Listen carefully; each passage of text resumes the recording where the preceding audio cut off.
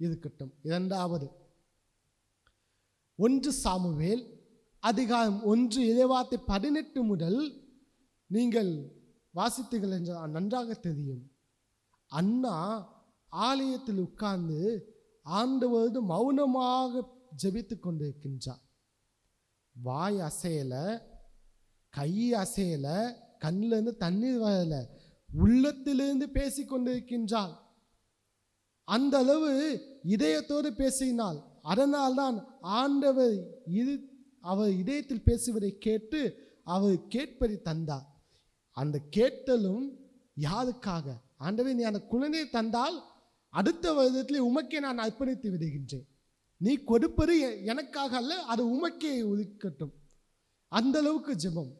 நாம் ஜெபிக்கின்றோம், நாமும் கேட்கின்றோம். ஆண்டவரே, எனக்கு அதை கொடும்.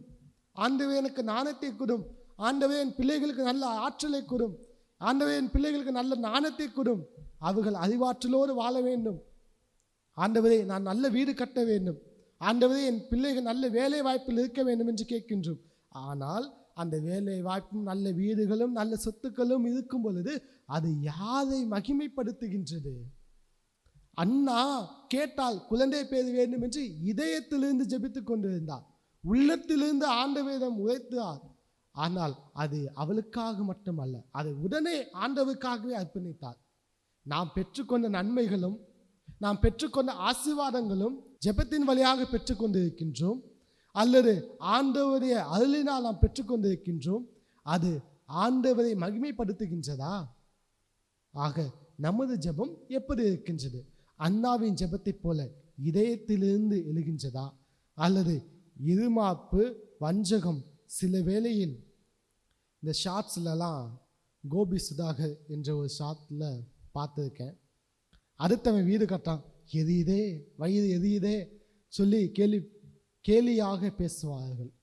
அது அடுத்தவனுடைய வீடு கட்டுவதை பார்த்து இவனுக்கு வயிறு எரியுது என்று சொல்லுவதை போல நாமும் சில வேளையில் ஜெபம் செய்வது, அடுத்தவன் வாழ்க்கை நல்லா இருக்கு, நான் மட்டும் எப்படி இருக்கேன்.